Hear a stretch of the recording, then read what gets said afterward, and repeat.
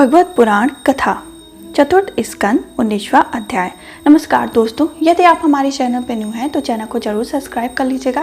Bell icon को press करके comment box में जय श्री हरि कृष्ण जय श्री हरि विष्णु अवश्य ही लिखिएगा। यदि आप गर्भवती माता हैं तो आप इसको प्रतिदिन प्रातः काल के समय या शाम काल के समय अवश्य ही सुने, जिससे आपको शेष कर्म करने वाली संतान की प्राप्ति हो। यदि आप हमारे चैनल पर न्यू हैं तो आप इसको प्रथम स्कंद से अवश्य ही सुने, जिससे आपको इसका पूरा सार और इसका पूरा फल प्राप्त हो। हमारा 19वां अध्याय जो यहाँ से प्रारंभ होता है। महाराज पृथु के 100 अश्वमेध यज्ञ का वर्णन। जय श्री हरि कृष्ण। श्री मैत्री जी कहते हैं, विदुर जी, महाराज मनु के ब्रह्मवर्त क्षेत्र में जहाँ सरस्वती नदी पूर्वमुखी होकर बहती है, राजा पृथु ने 100 अश्वमेध यज्ञों की दीक्षा ली। यह देखकर भगवान इंद्र को विचार हुआ कि इस प्रकार तो पृथु के कर्म मेरे कर्मों की अपेक्षा भी बढ़ जाएंगे, इसलिए वे उनके यज्ञ महोत्सव का सहन न कर सके।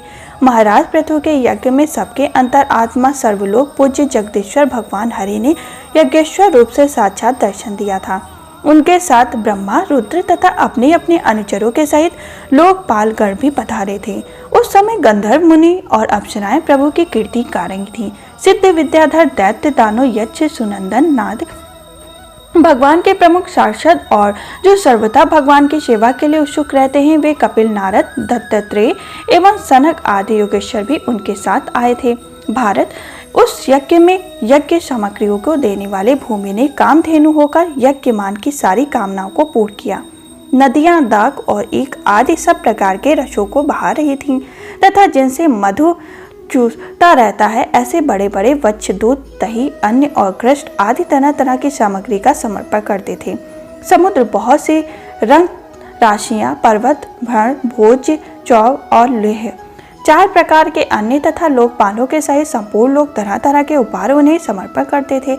महाराज पृथु तो एकमात्र श्री हरि ही अपना प्रभु मानते थे। उनकी कृपा से उस यज्ञ अनुष्ठान में उनका बड़ा उत्कर्ष हुआ, किंतु यह बात देवराज इंद्र को सहन न हुई और उन्होंने उसमें विघ्न डालने की भी चेष्टा की। जिस समय महाराज पृथु अंतिम यज्ञ द्वारा भगवान यज्ञपति की आराधना कर रहे थे, इंद्र ने इच्छावश गुप्त रूप से उनके यज्ञ का घोड़ा हल लिया।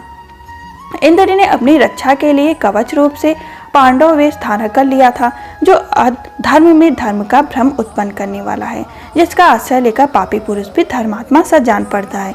इस वेश में वे घोड़े को लिए हुए बड़ी ही शीघ्रता से आकाश मार्ग में जा रहे थे कि उन पर भगवान अन्न की दृष्टि पड़ गई।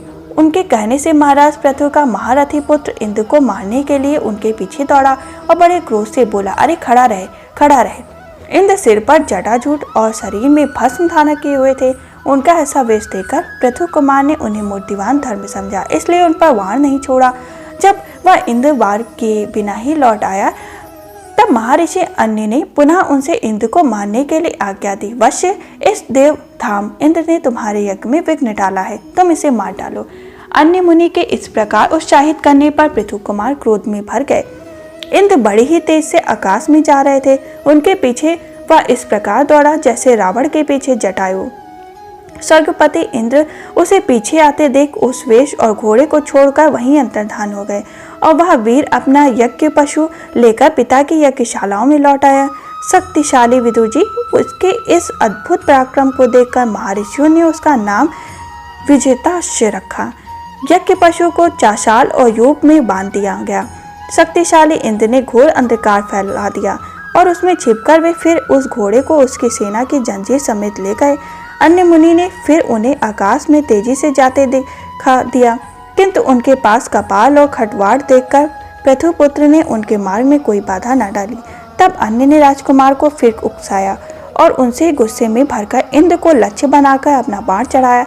यह देखते ही देवराज उस भेष और घोड़े को छोड़कर वहीं अंतर्धान हो गए। वीर विजिताश्व अपना घोड़ा लेकर पिता की यज्ञशाला में लौट आया। तब इंद्र के उस निंदित वेश को मंदबुद्धि पुरुष ने ग्रहण कर लिया। इंद्र ने अश्वहरण की इच्छा से जो रूप धारण किए थे, वे पाप के खंड होने के कारण पाखंड कहलाए। यह खंड जब शब्द चिन्ह का वाचक है। इस प्रकार पृथु के यज्ञ का विध्वंस करने के लिए यज्ञ पशुओं को चुराते समय इंद्र ने जिन्हें कई बार ग्रहण करके त्यागा था, उन नग्न, रक्तांबर तथा कपाल आदि पाखंड रूप आचरणों में मनुष्य की बुद्धि प्रायः मोहित हो जाती है, क्योंकि ये नास्तिक मत देखने में सुंदर और बड़ी बड़ी युक्तियों से अपने पक्ष का समर्थन करते हैं, वास्तव में उपधर्म मात्र हैं।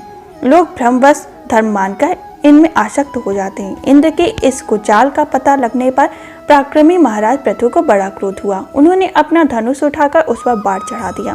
उस समय क्रोध द्वेष के कारण उनकी ओर देखा नहीं जाता था। जब ऋषियों ने देखा कि असह पराक्रमी महाराज पृथु इंद्र का वध करने को तैयार हैं, तब उन्हें रोकते हुए कहा, राजन, आप तो बड़े बुद्धिमान हैं। यज्ञ दीक्षा लेने पर शस्त्र विहित यज्ञ पशु को छोड़कर और किसी का वध करना उचित नहीं। इस यज्ञ काल में विघ्न डालने वाला आपका शत्रु इंद्र तो आपके सुयश से ही ईर्ष्यावश निस्तेज हो रहा है। हम अश्वमेघ आवाहन मंत्रों द्वारा उसे यहीं बुला लेते हैं और बलात्कारों से अग्नि में आवाहन किए देते हैं। विदुर जी यज्ञमान इस प्रकार सलाह करके उसके यज्ञ कर्म को क्रोधपूर्वक इंद्र का आवाहन किया। वे सहस्त्र द्वारा आहुति डालना ही चाहते थे कि ब्रह्मा जी ने वहां आकर उन्हें रोक दिया।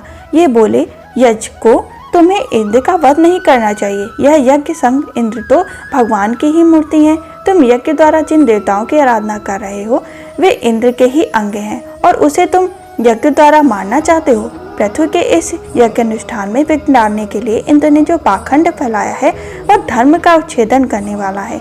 इस बात पर तुम ध्यान दो। अब उसके अधिक विरोध मत करो, नहीं तो वह और भी पाखंड मार्गों का प्रचार होता रहेगा। अच्छा, परम यशस्वी महाराज पृथु के निर्णय यज्ञ रहने दो। फिर राष्ट्रीय पुरुष कहा, राजन, अब तो मोक्ष धर्म के जानने वाले हैं, अतः अब आपको इन यज्ञ अनुष्ठान की आवश्यकता नहीं। आपका मंगल हो। आप और इंद्र दोनों ही पवित्र कीर्ति भगवान श्री हरि के शरीर हैं, इसलिए आपने ही स्वरूपभूत इंद्र के प्रति आपको क्रोध नहीं करना चाहिए। आपका यह यज्ञ निर्विघ्न समाप्त नहीं हुआ, इसके लिए आप चिंता न करें। हमारी बात आप आदर पूर्वक स्वीकार कीजिए। देखिए, जो मनुष्य विधाता के बिगाड़े हुए काम को बनाने का विचार करता है उसका मन अत्यंत क्रोध में भरकर भयंकर मोह में फंस जाता है। बस इस यज्ञ को बंद कीजिए। इसी के कारण इंद्र के चलाए हुए पाखंडों का धर्म का नाश हो रहा है, क्योंकि देवताओं ने बड़ा ही दुर्ग्रह होता है। जरा देखिए तो, इंद्र घोड़े को चुराकर आपके यज्ञ में विघ्न डाल रहा था।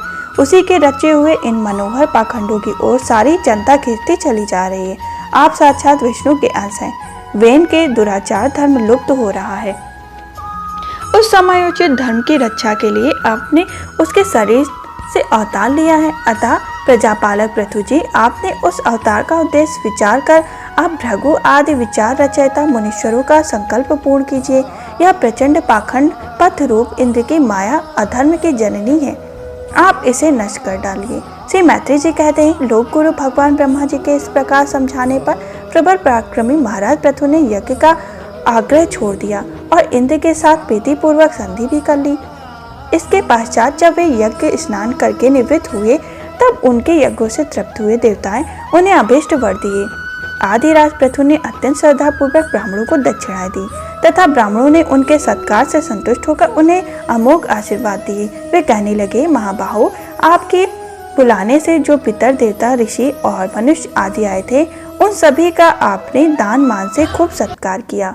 आपका कल्याण हो। इस प्रकार हमारा 19वां अध्याय संपन्न हुआ, जिसमें पृथु का यज्ञ अश्वमेघ का यज्ञ जो है वो संपूर्ण हुआ, उसके बारे में चर्चा की गई। हम फिर मिलेंगे 20वें अध्याय में, जिसमें महाराज पृथु की यज्ञशाला में श्री विष्णु भगवान का प्रादुर्भाव का वर्णन किया जाएगा।